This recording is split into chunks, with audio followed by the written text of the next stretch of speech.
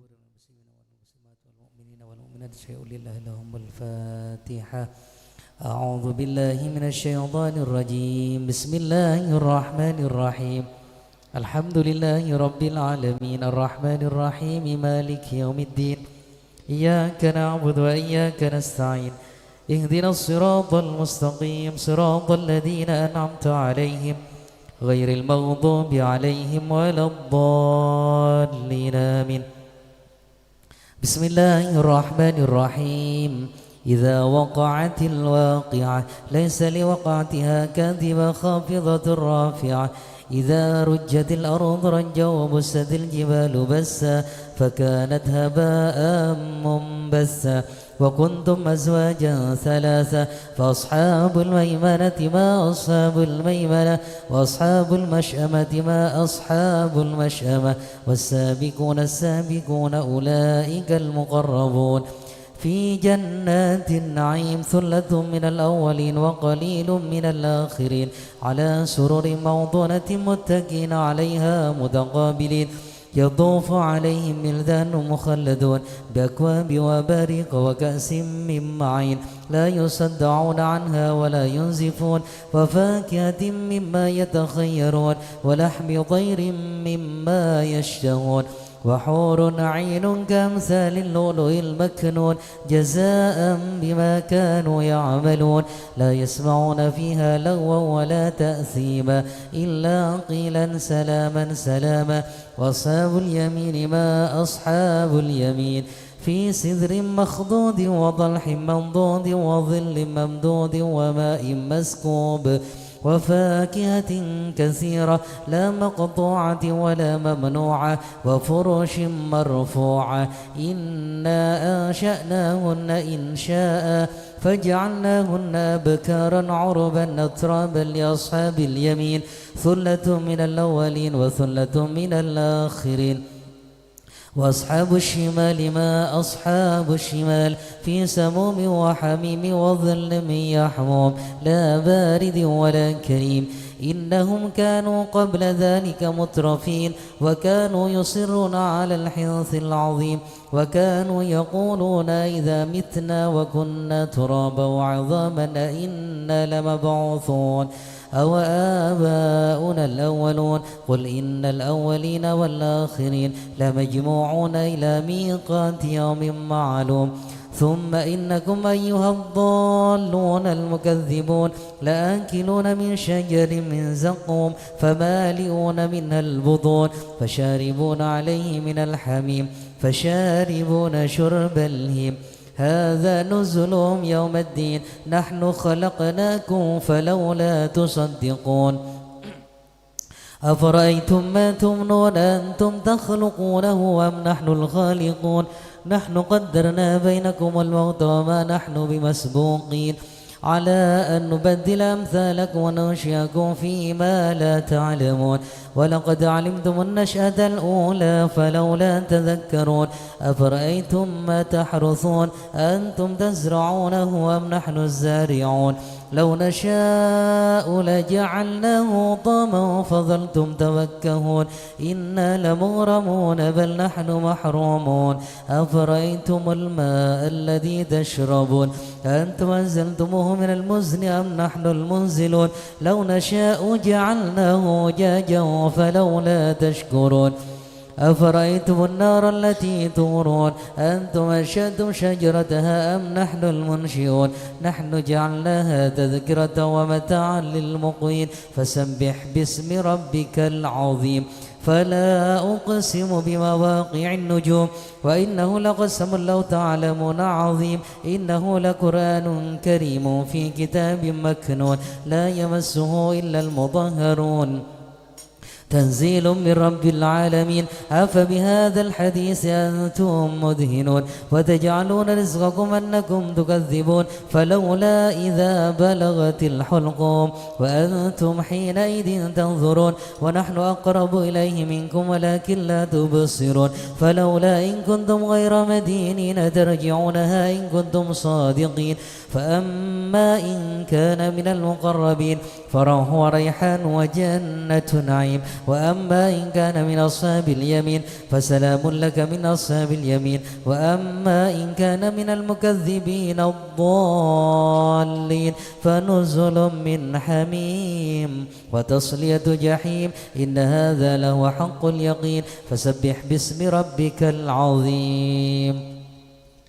اللهم سن وجوهنا باليسار ولا تهنا بالاقتار. فنسترزق طالب رزق ونستعطف سرار خلقك ونستغيل بحمد من أعطانا ونبتلى بذم من منعنا. فأنت من وراء ذلك كله على العطاء والمنع. اللهم كما سنت وجوها عن السجود إلا لك فسن عن الحاجة إلا إليك بجودك وكرم فضلك يا أرحم الراحمين. أغننا بفضلك عمن سواك. صلى الله على سيدنا محمد وآله وصحبه وسلم. سبحان ربك رب العزة عما يصفون وسلام على المرسلين والحمد لله رب العالمين. الفاتحة.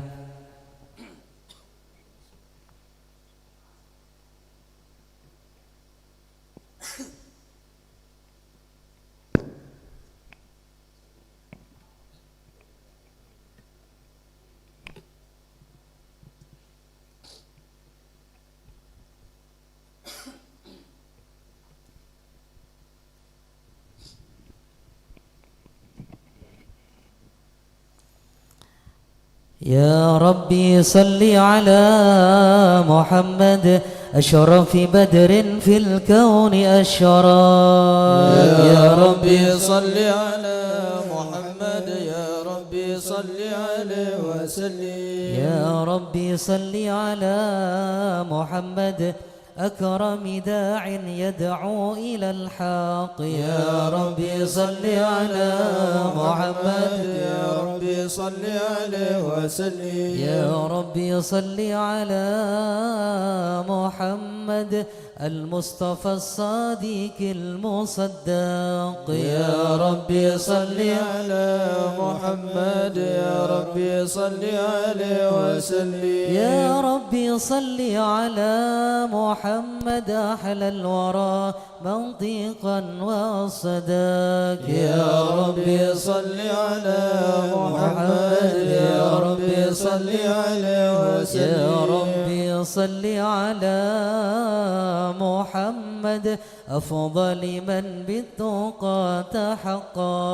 يا ربي صل على محمد يا ربي صل عليه وسلم. يا ربي صل على محمد من بالسخاء والوفاء تخلق. يا ربي صل على محمد يا ربي صل عليه وسلم. يا ربي صل على محمد واجمع من الشمل ما تفرق. يا ربي صل على محمد يا ربي صل عليه وسلم. يا ربي صل على محمد واصلح وسهل ما قد تعوق. يا ربي صل على محمد يا ربي صل عليه وسلم. يا ربي صل على محمد وافتح من الخير كل مغلق. يا ربي صل على محمد يا ربي صل عليه وسلم. يا ربي صل على محمد وآله ومن بالنبي تعلق. يا ربي صل على محمد يا ربي صل عليه وسلم. يا ربي صل على محمد وآله ومن للحبيب يعشق. يا ربي صل على محمد يا ربي صل عليه وسلم. يا ربي صل على محمد ومن بحبل النبي توثق. يا ربي صل على محمد يا ربي صل عليه وسلم. يا ربي صل على محمد يا ربي صل عليه وسلم. يا ربي صل على محمد يا ربي صل عليه وسلم.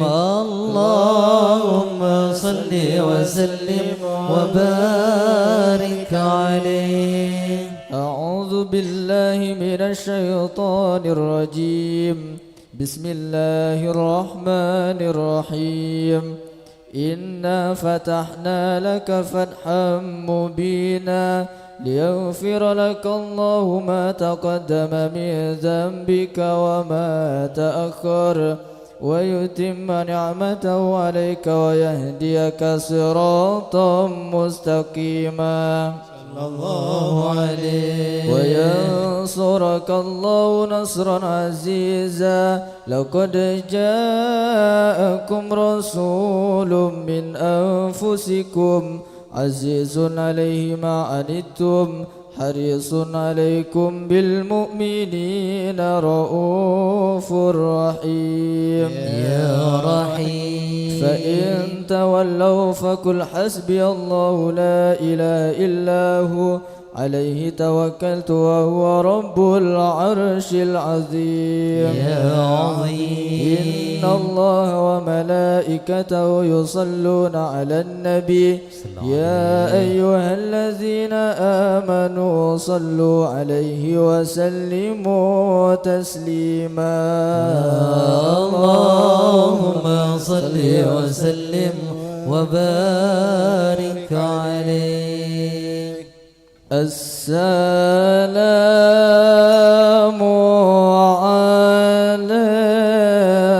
عليك زين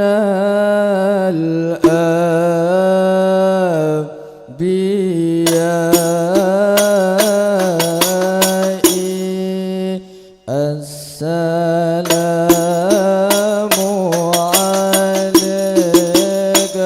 السلام عليك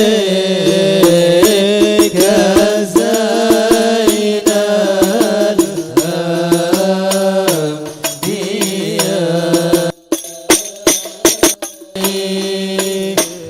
السلام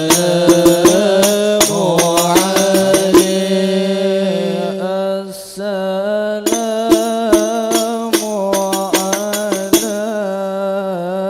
عليك أتقى الأتقياء.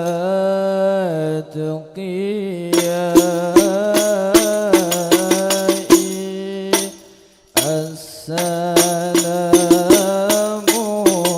عليك.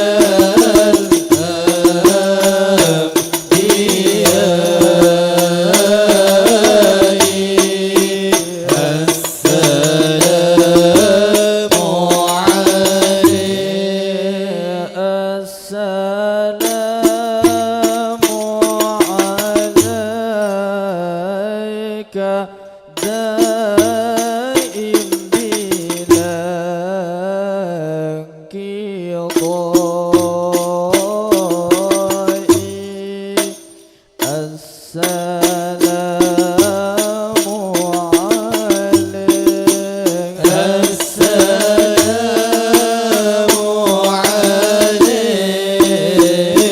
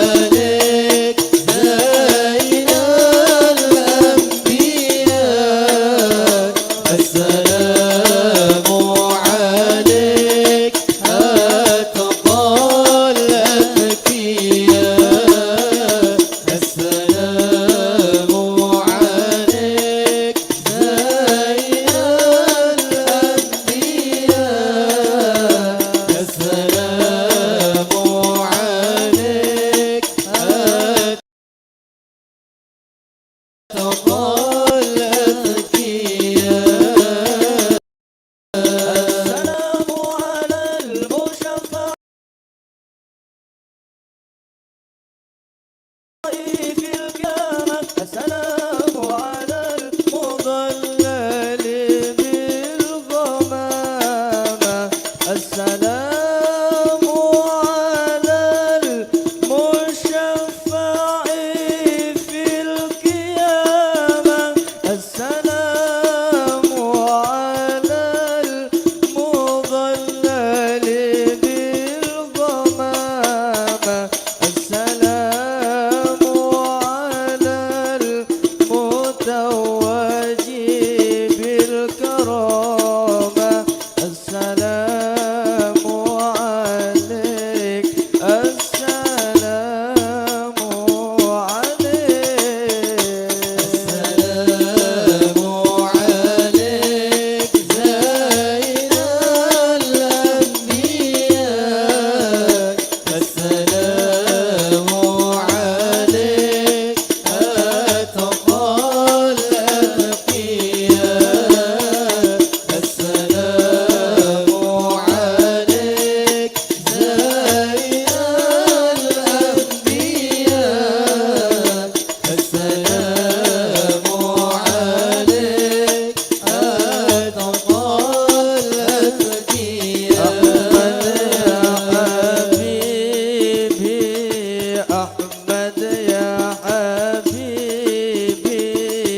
أحمد يا حبيبي يا حبيبي سلام عليك سلام عليك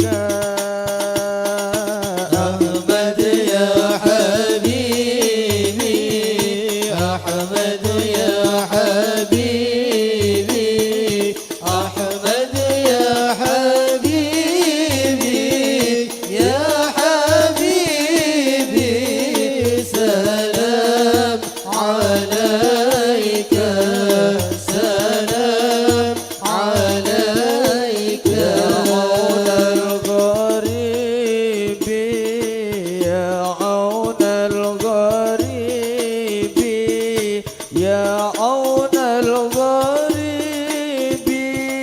يا حبيبي سلام عليك سلام عليك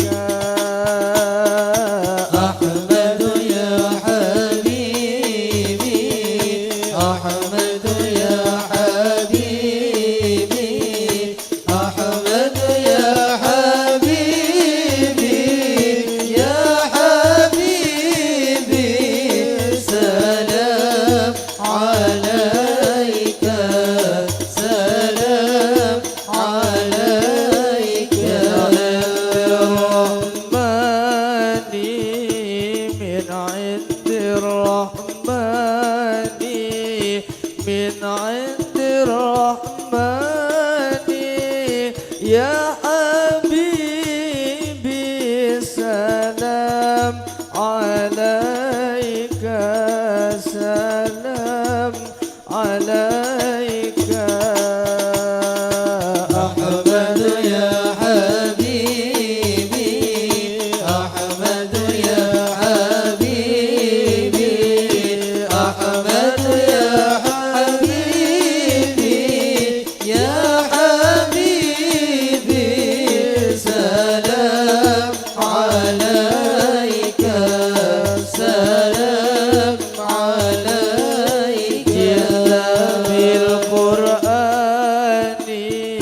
جئت بالقرآن جئت بالقرآن يا حبيبي سلام عليك سلام عليك أحمد يا حبيبي أحمد يا حبيبي أحمد يا حبيبي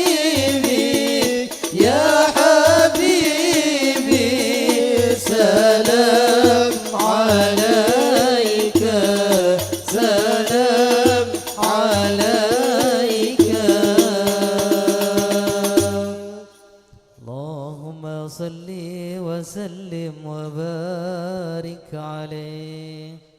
اللهم صل وسلم وبارك عليه.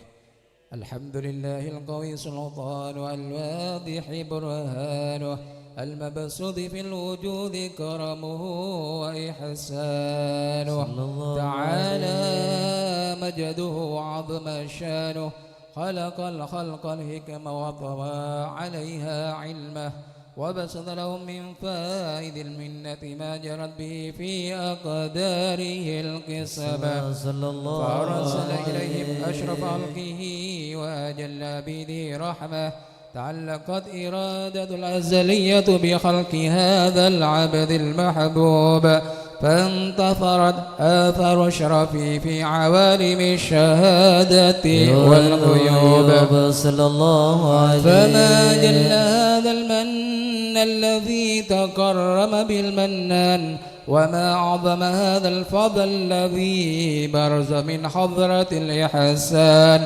سورة كاملة ظهرت في هيكل محمود فتعطر بوجودها أكناف الوجود وطرزت برد العوالم بطراز التكريم. اللهم صل وسلم أشرف الصلاة والتسليم على سيدنا ونبينا محمد الرؤوف الرحيم. اللهم صل وسلم وبارك عليه. اللهم صل وسلم وبارك عليه. تجلى الحق في عالم قدس الواسع تجليا قضى بانتشار فضله في القريب والشاسع فله الحمد الذي لا تنحصر أفراده بتعداد ولا يمل تكراره بكثرة ترداد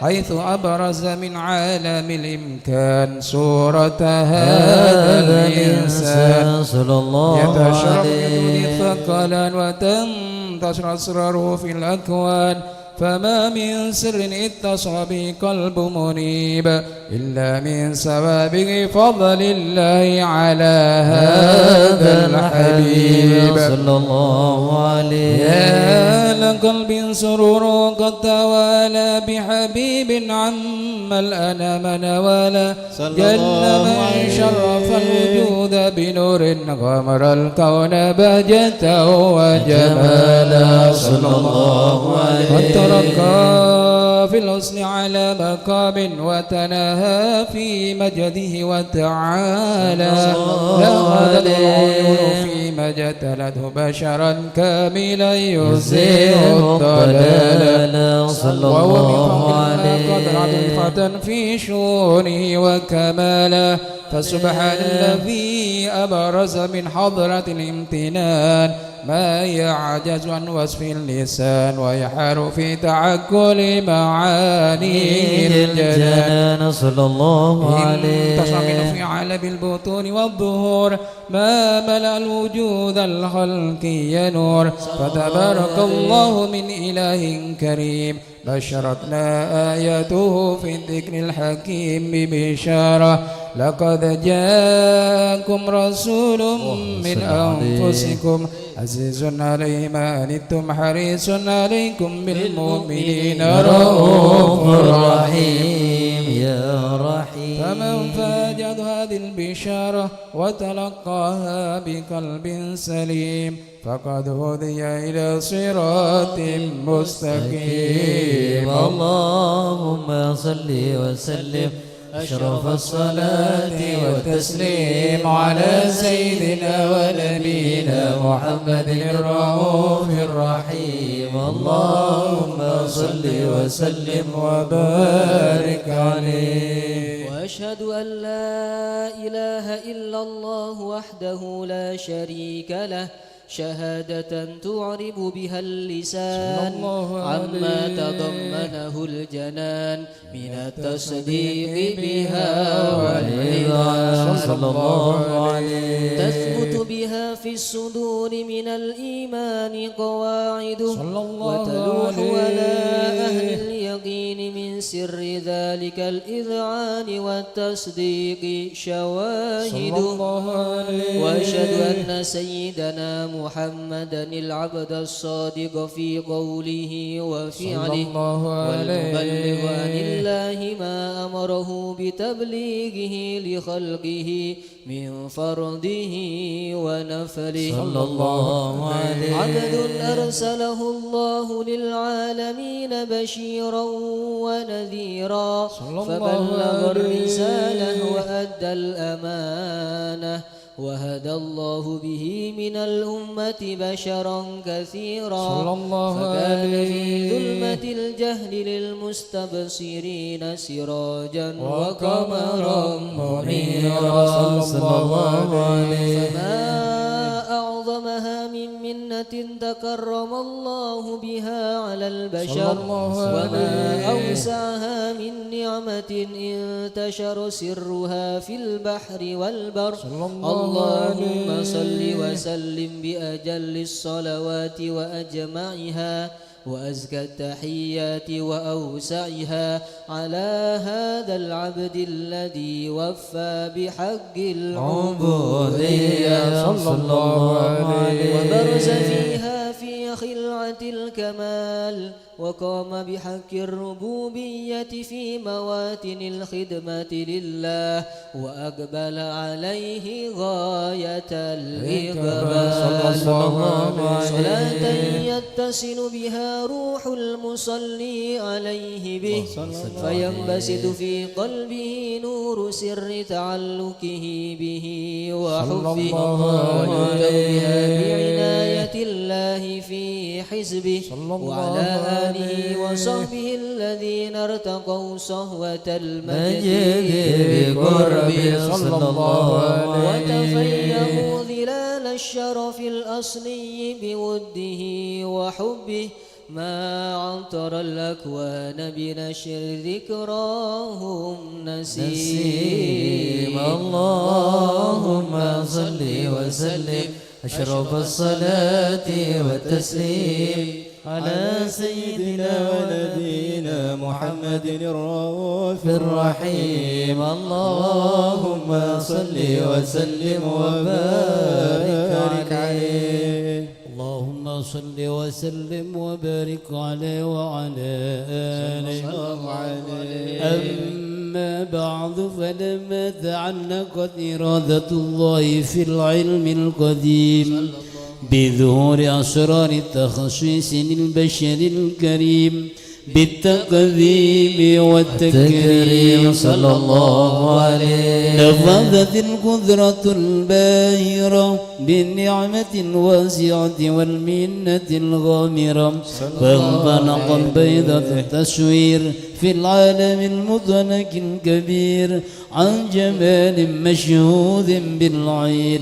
حاول لوصف الكمال المطلق والحسن التام والزين صلى الله عليه فتنقل ذلك الجمال الميمون في الأصنام الكريمة والبطون فما من سلب ضم إلا وتمت عليه من الله النعمة صلى الله عليه وهو القمر التام الذي يتنقل في بروجه ليتشرف بموضع استقراره وموضع خروجه وقد قضت الأكدار الأزلية بما قضت وأدارت من سر هذا النور ما أدارت وخصصت به من خصص صلى الله عليه فكان مستقر في الأصنام الباخرة والأرحام الشريفة الظاهرة حتى برز في عالم الشهادة بشرا لا كالبشر صلى الله عليه ونورا حير الأفكار ظهوره وبر فتعنق ذمة الراكب من هذه الحروف بأن يركم في هذا الكرضاس ما هو لديه من عجائب ذلك النور معروف صلى الله عليه. وإن كانت الألسن لا تفي بعشر معشار أوصاف ذلك الموصوف تشويقا للسامعين من خواص المؤمنين وترويحا للمتعلقين بهذا النور المبين صلى الله عليه. وإنا فأنا تعرب الأكوان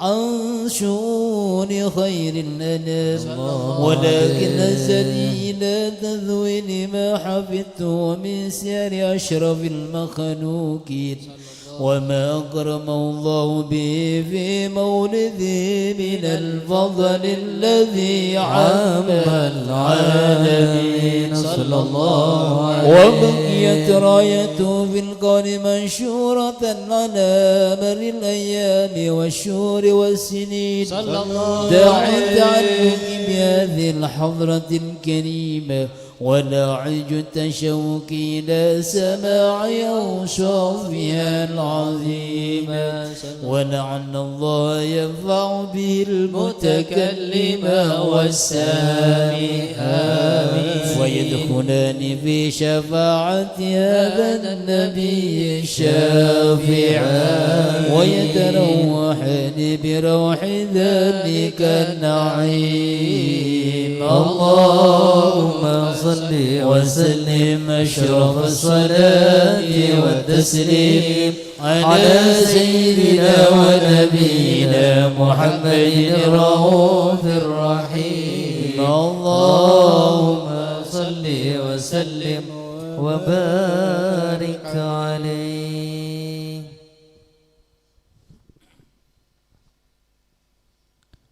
يا حبيبنا علي شايل الله شايل الله يا إمام ابني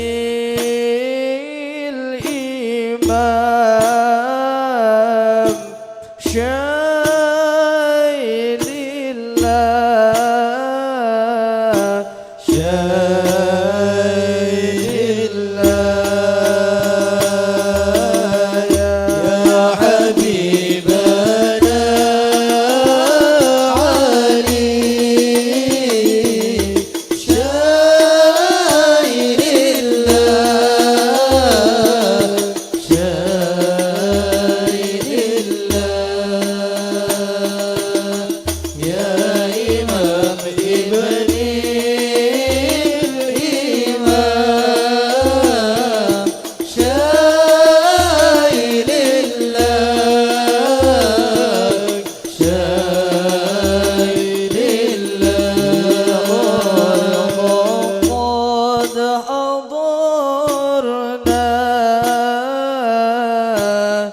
مجمع القوم الكرام قوم الكرام بلغنا ما طلبنا من مطالب والمرام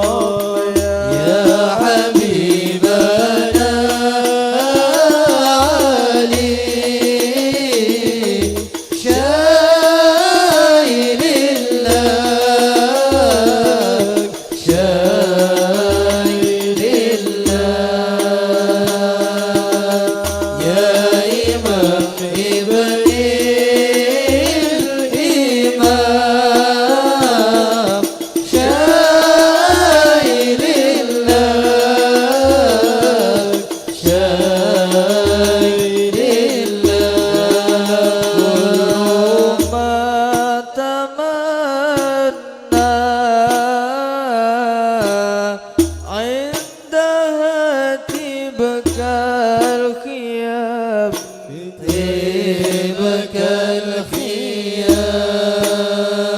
الخيام وهزر الأنس غنى وسجى قمر الحمام قمر الحمام يا حبيبنا علي شايل لك شايل لك يا إمام ابني الإمام شايل لك شايل لك ربي فاجعل مجتمعنا غاية حسن الختام حسن الختام واعطنا ما قد سألنا من عطاياك الجسام عطاياك الجسام يا حبيبنا علي شايل لك شايل لك يا إمام ابني الإمام شايل لك شايل لك وكرم الأرواح منا بلقاء خير الأنام خير الأنام وابلغ المختار عنا من صلاة وسلام صلاة وسلام يا حبيبنا علي شايل لك شايل لك يا إمام ابني الإمام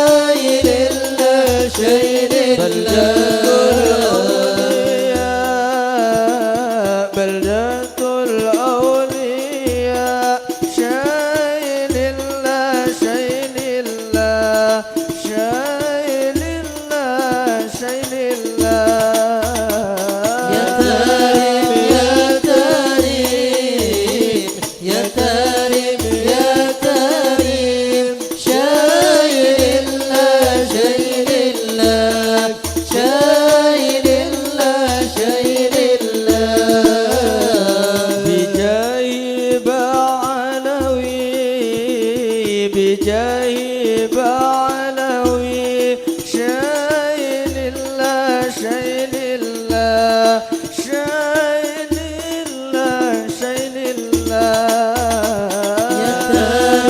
يا كريم يا كريم يا كريم شايل الله شايل الله شايل الله شايل الله حبيبنا الكريم حبيبنا الكريم شايل الله شايل الله شايل الله شايل الله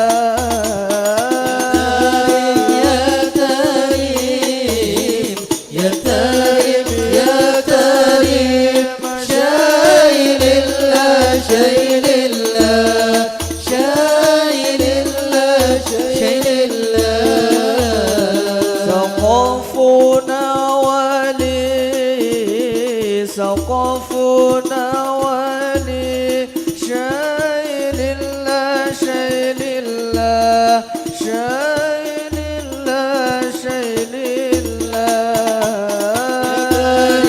يا كريم يا كريم يا كريم شايل الله شايل الله شايل الله شايل الله بجاه شيخنا بجاه شيخنا شايل الله شايل الله شايل الله شايل الله يا كريم يا كريم يا كريم يا كريم شايل الله شايل الله شايل الله شايل الله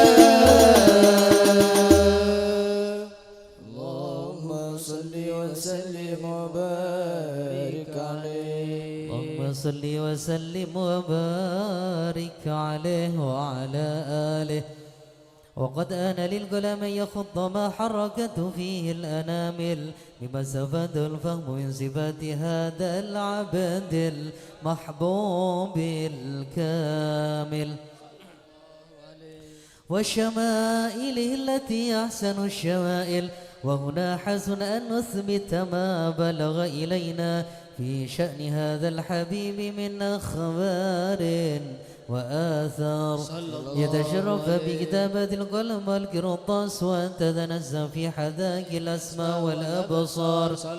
وقد بلغنا في الأحاديث المشهورة أن أول شيء خلقه الله والنور المودع في هذه الصورة صلى الله عليه فنور هذا الحبيب أول مخلوق برز في العالم ومنه تفرع الوجود خلقا بعد خلق فيما حدث وما تقادم. صلى الله عليه وقد أخرج عبد الرزاق في سند عن جابر بن عبد الله الأنصاري رضي الله عنهما قال: قلت يا رسول الله بأبي وأمي أخبرني عن أول شيء خلقه الله قبل الأشياء. قال: يا جابر إن الله خلق قبل الأشياء نور نبيك محمد صلى الله عليه وسلم بالنور صلى الله عليه. وقد ورد من حديث أبي هريرة رضي الله عنه أنه قال: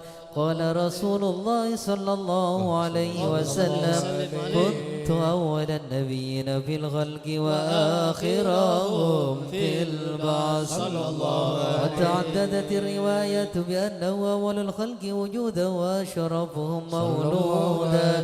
ولما كانت السعادة الأبدية لها ملاحظة خفية اختصت من شاد من البرية بكمال الخصوصية صلى الله عليه فاستودعت هذا النور المبين أصلاب وبطون من شرفته من العالمين فتنقل هذا النور من صلب آدم ونوح وإبراهيم حتى أوصلت يد العلم القديم إلى من خصصت بتكريم أبي الكريم عبد الله بن عبد المطلب ذي القدر العظيم وهم الذي في المقام في آمنة السيدة الكريمة آمنة فتلقاه صلب عبد الله فألقاه إلى بطنها فضمت وحشاها بمعونة الله محافظة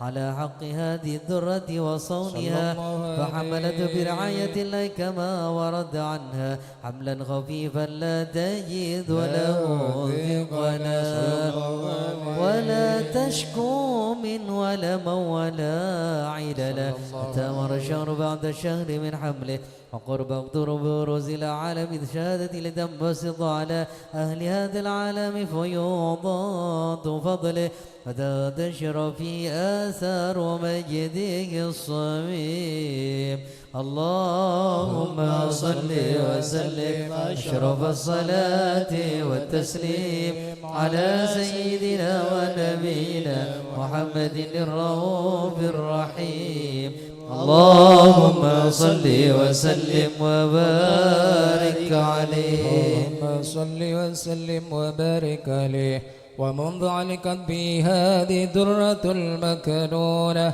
والجوهرة المسونة والكون كله يسبح يمسي في سرور وابتهاج بقرب ظهور إشراق هذا السراج والعيون متشوفة إلى بروزه متشوقة إلى التقاط جواهر كنوزه وكل دابة لقريش نطقت بفصيح العبارة مهلة بكمال البشارة وما من حامل حملت في ذلك العام إلا أتت في حملها بغلام من بركات وسعادة هذا الإمام صلى الله عليه وسلم السماوات متضمحة بذل الفرح بملاقات أشرف البريات وبروز من علف الخفاء إلى عالم الظهور بعد تنكره في البطون والدهور فدار الله في الوجود بهجة التكريم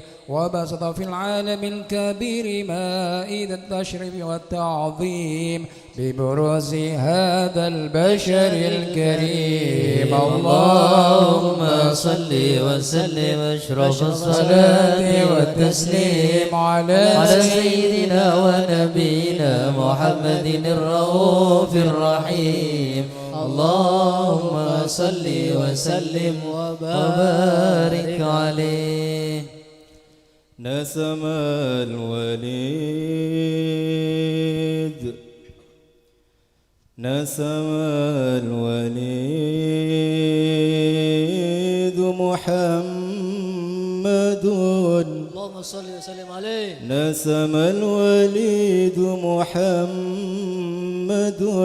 في مكة فجرت على الدنيا البشائر بالهدى نشأ الفتى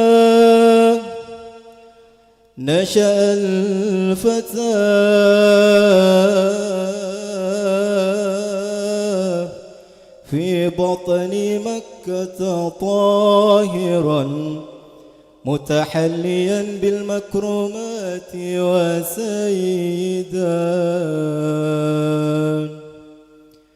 قم يا محمد قم يا محمد قم يا محمد وانشر النور الذي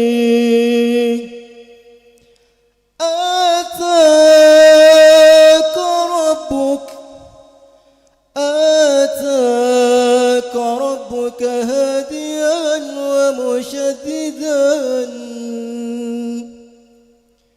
يا مصطفى يا مصطفى يا مصطفى لرسالة قدسية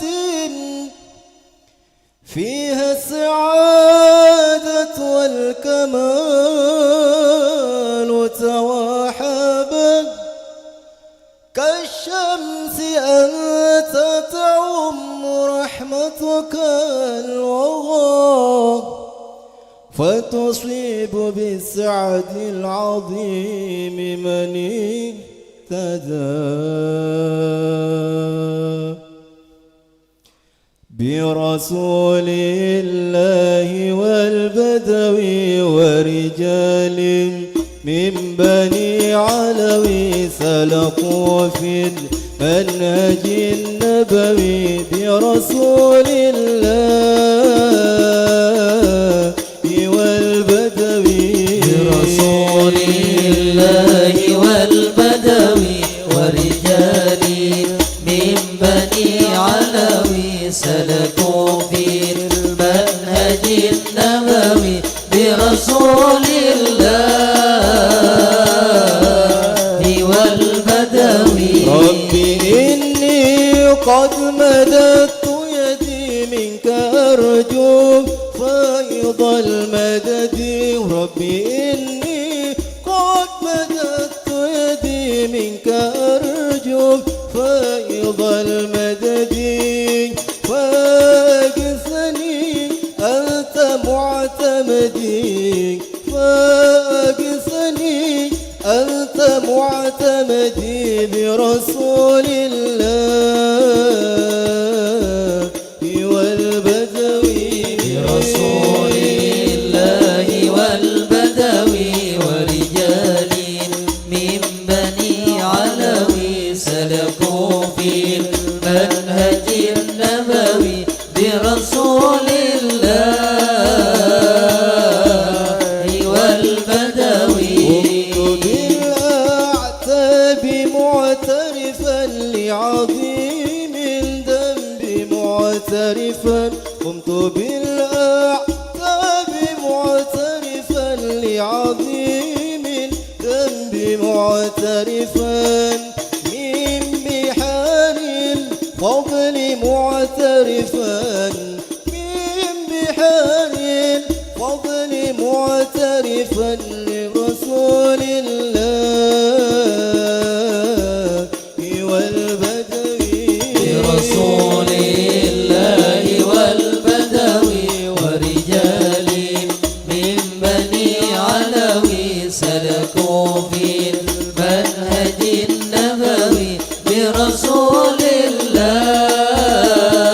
الله والبدوي بالأعتاب معترفا لعظيم الذنب معترفا قمت بالأعتاب معترفا لعظيم الذنب معترفا من بحار الفضل معترفا من بحار الفضل معترفا برسول الله والبدوي برسول الله والبدوي ورجال من بني علوي سلكوا في المنهج النبوي برسول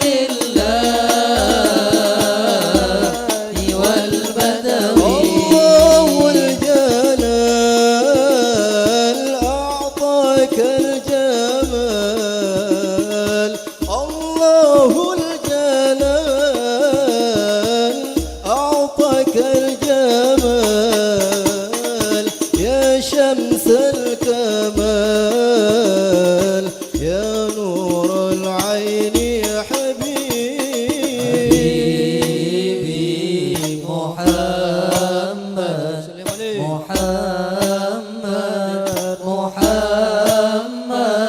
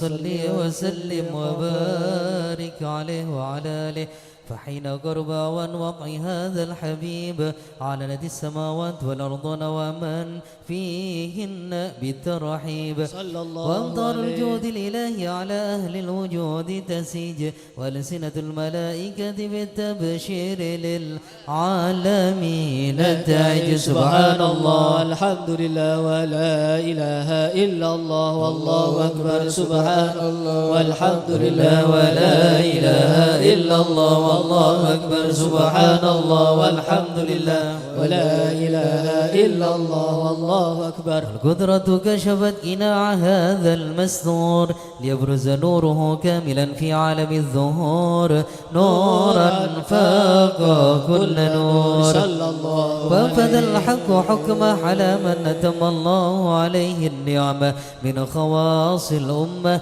يحضر عند وضعه أمة تأنيسا لجنابها المسعود ومشاركة لها في هذا السماط الممدود فحضرت بتوفيق الله سيدة مريم وسيدة آسيا ومعهما من الهور العين من قسم الله له من الشرف بالقسمة الوافية فأتى الوقت الذي رتب الله على حضوره وجود هذا المولود فلق سوى الكمال من النور عن عمود وبرز الحامد المحمود مذعنا لله بالتعظيم والسجود صلى الله على محمد صلى الله عليه وسلم صلى الله على محمد صلى الله عليه وسلم. اللهم صل على محمد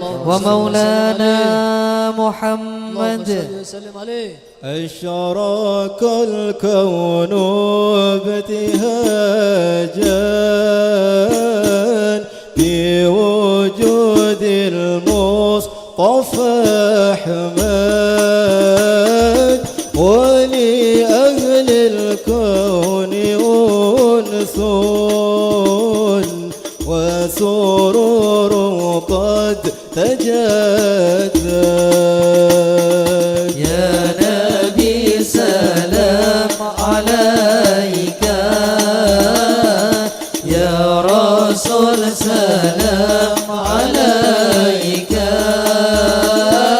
يا حبيب سلام عليك صلوات الله عليك واضربوا يا أهل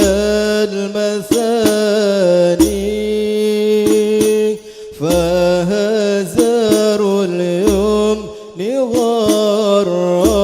غرات واستبيئوا بجمال فاق في الحسن تفرد يا نبي سلام عليك يا رسول سلام عليك يا حبيب سلام عليك صلوات الله عليك ولنا البشرى بسعد مستمر ليس يوفد حيث أوتينا عطاء جمع الفخر المؤبد يا نبي سلام عليك يا رسول سلام عليك يا حبيب سلام عليك صلوات الله عليك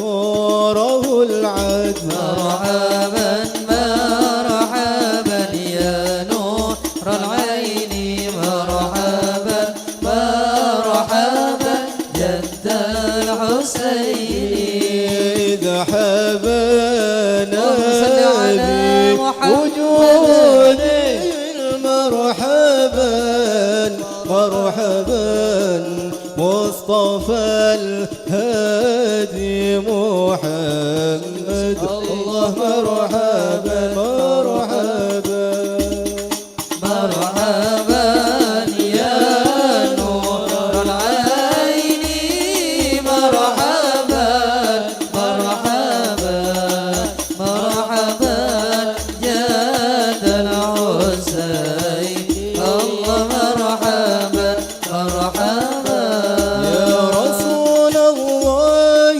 أهلا بك إن بك نسعد وبجاهه إلهي جد وبلغ كل مقصد يا نبي سلام عليك يا رسول سلام عليك يا حبيب سلام عليك صلوات الله عليك يا سيدي يا رسول الله يا من له الجاه عند الله إن المسيئين قد جاءوك للذنب يستغفرون الله يا سيدي يا رسول الله يا رسول الله يا من له الجاه عند الله إن المسيئين قد جاءوك لذنب يستغفرون الله والإله سبيلي يا الله كي به نسعد ونرشد يا الله ربي فاغفر لي ذنوبي يا الله ببركة الهادي محمد يا الله ربي بلغنا بجاهه يا الله في جواري خير مقعد يا الله يا ربي فاغفر لي ذنوبي يا الله ببركة الهادي محمد يا الله وصلاة الله تغشى أشرف الرسل محمد وسلام مستمر كل حين يتجدد طلع البدر علينا من ثنيات الوداع وجب الشكر علينا ما دعا لله مرحبا يا مرحبا يا نور العين مرحبا جد الحسين مرحبا مرحبا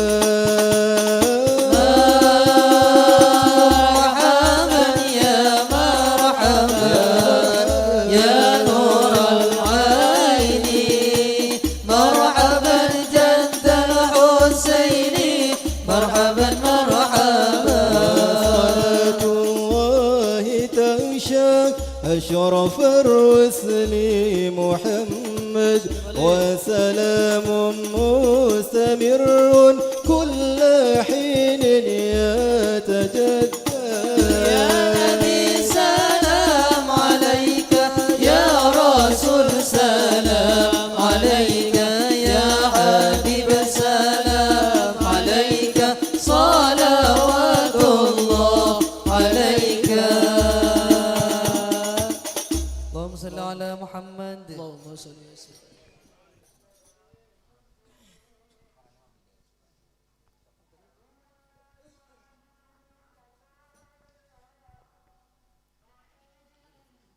Bismillah walhamdulillah Assalatu wassalamu ala sayyidi rasulillah Muhammad bin Abdullah wa ala alihi wa sahbihi wa man wala wa la hawla wa la quwata illa billah. Rabbi syrah li sadri wa yassir li amri wa halul 'uqdatam min lisani yafqahu qawli. Amma ba'du. Fi dzikri zuhdi fid dunya wa barakatil a'malis salihah wa mahabbatil 'arifin billah.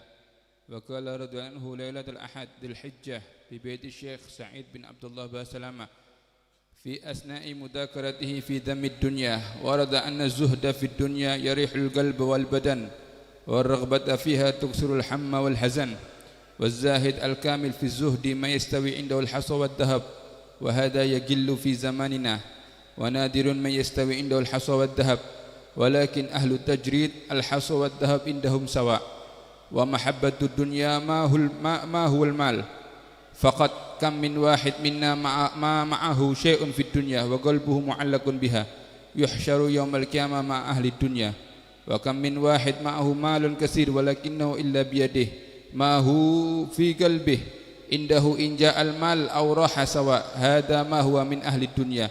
اللهم زهدنا في الدنيا ورغبنا في الآخرة وبصرنا بعيوب أنفسنا ولا تجعل الدنيا أكبر همنا ولا مبلغ علمنا ولا تسلط علينا بذنوبنا من لا يخافك ولا يرحمنا. Al-Habib Ali bin Muhammad Habsyi, beliau mengatakan hari Ahad, malam Ahad di rumahnya Syekh Sa'id bin Abdullah Basalamah menerangkan tentang hinanya dunia. Sesungguhnya orang yang zuhud di dunia itu hatinya akan tenang, badannya juga akan tenang. Orang yang zuhud di dunia hatinya akan tenang, badannya juga tenang. Orang yang cinta dunia tuksirul hamma wal hazan, itu akan membuat sumpek dan kesedihan. Orang yang zuhud kamil, orang-orang yang betul-betul zuhud sempurna, itu dia sama kalau dia dapat batu sama dapat emas, hatinya sama. Ini zuhud yang kamil. Kalau kita kan beda. Oleh 20.000 sambatan tadi peseblas. Kalau mulai bilen mau ketemu orang tak pernah orang sokor, mulai kene. Ya apa kerjaan? Aduh beb laib. Mulai kene sampai semangken. Tak tahu ketemu orang. Ya apa sampean lako? Alhamdulillah beb lancar semangken. Tak tahu. Mulai kene. Ya apa kerjaane? Duh beb sepeh semangken sepeh. Apa boleh semangken tambah kebi rata sepeh. Orang sambatan tak tahu. Tak pernah orang. Ya apa sampean kerja? Alhamdulillah beb, doakno beb, doakno rezeki mulai naik sobung. Pola tak koyo otange be Habib ya. Allah. Dan ini zaman sedikit kata Habib Habsyi. Orang yang syukur kalau dia mendapatkan batu sama emas sama hatinya ini sedikit. Jarang orang-orang seperti ini jarang kata Habib Habsyi. Tapi bukan zuhud itu bukan orang yang tidak punya harta, bukan. Ada orang yang melarat, kata Habib Habsyi, ada orang yang melarat tapi hatinya betul-betul cinta sama dunia, itu bukan zuhud. Beda orang sugih, cuma hatinya dunia bukan di hatinya tapi di tangannya. Itu dinamakan zuhud. Ada yang melarat tapi dunia sik di atine, tetap bukan dikatakan zuhud. Ada orang yang kaya tapi dunia di tangannya bukan di hatinya, itu termasuk orang yang zuhud. Jadi sampean aja waduh iki wong iki kok sugih iki gak zuhud iki berarti kelero. Orang yang zuhud itu harta ada di tangannya tapi bukan di hatinya. Wong zuhud ria wali, Pak. Orang sing tak ngerteh pesere mek dua. Mon tak gila wali. Mon tak gila wali. Mon gila naudzubillah min dzalik cek sampai. Mon wali alhamdulillah. Arya orang tak sampean beb mon kaula beres kaula insyaallah waras ya sik doyan duit. Siapa beda kantor sing tak tujuan peseh. Kalau tanya berarti sampean wali. Orang yang tidak suka harta berarti dia termasuk walinya Allah. Ya Hamid dikasih mobil. Dikejak muter tok wonge. Dari pondoknya dijak muter ke alun-alun dibalik no maneng. Kayak no mari wis. Hari ya Hamid mana Habib Umar Hamid jazakumullahu khairan ahsanal jaza. Lanceng waro syukron jazakumullahu khairan ahsanal jaza. Benawa benar bukan walinya Allah Subhanahu.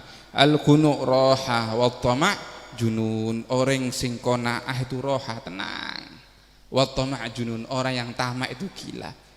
Bukan karena harta beri peseh 100.000 korang minta 200.000, beri peseh 200.000 korang minta 300.000, beri 300.000 seareh oleh 300 korang minta 500 korang ariah tomak junun. Ada orang yang dikasih sedikit sama Allah qanaah, terima kasih Allah. Ada orang kasih sedikit jazakumullahu khairan ahsanal jaza.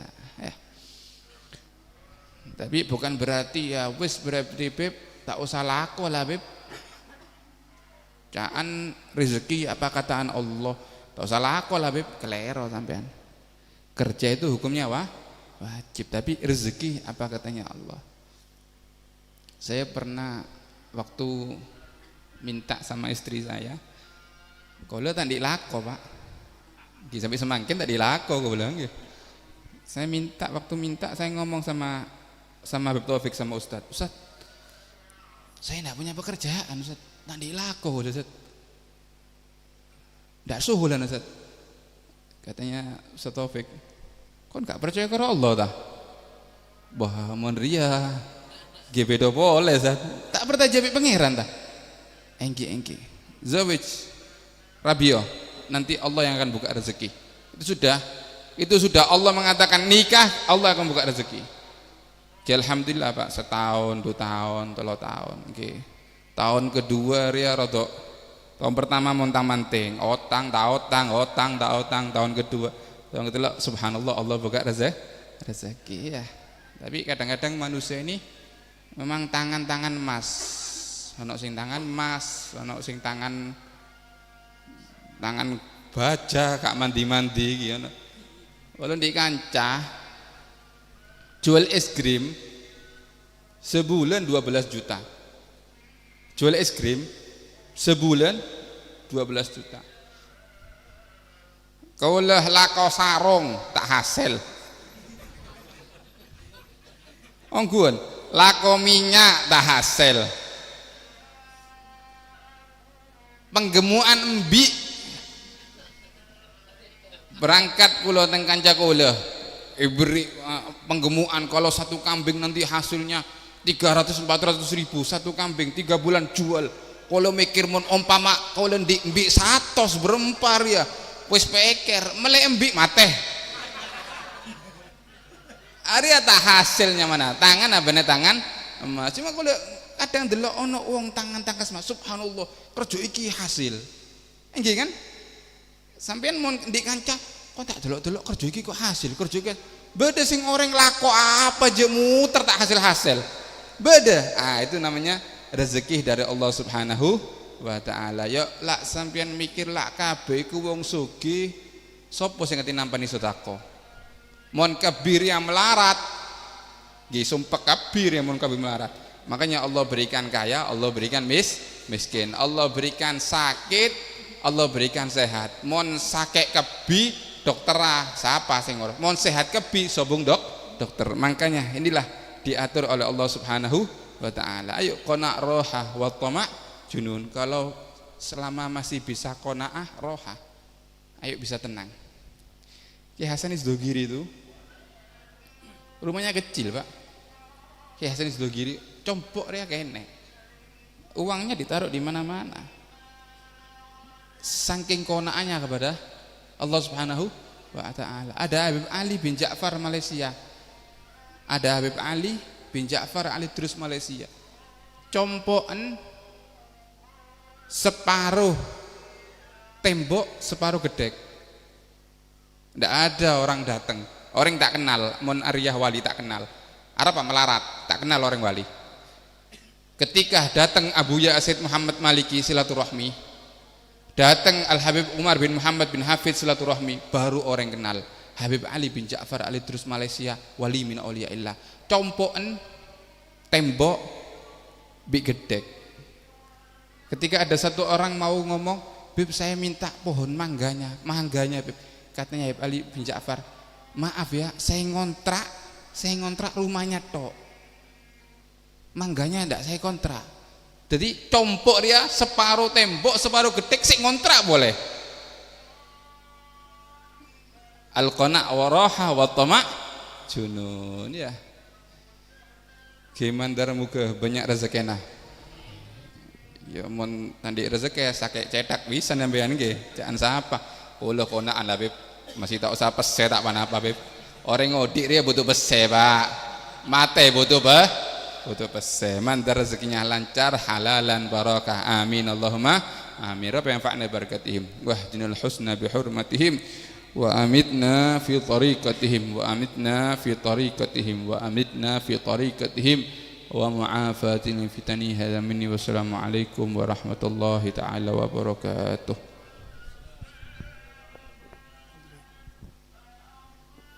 Bismillahirrahmanirrahim. Alhamdulillahi rabbil alamin hamdan yuwafi ni'mahu wa yukafi mazidah. Ya Rabbana lakal hamdu kama yanbaghi li jalali wajhika wa li 'azimi sultanik. Allahumma shalli wa sallim ala sayyidina Muhammadin fil awwalin wa salli wa sallim ala sayyidina Muhammadin fil akhirin. وصلي وسلم على سيدنا محمد في كل وقت وحين وصلي وسلم على سيدنا محمد في الملأ الأعلى إلى يوم الدين وصلي وسلم على سيدنا محمد وعلى آله وصحبه أجمعين.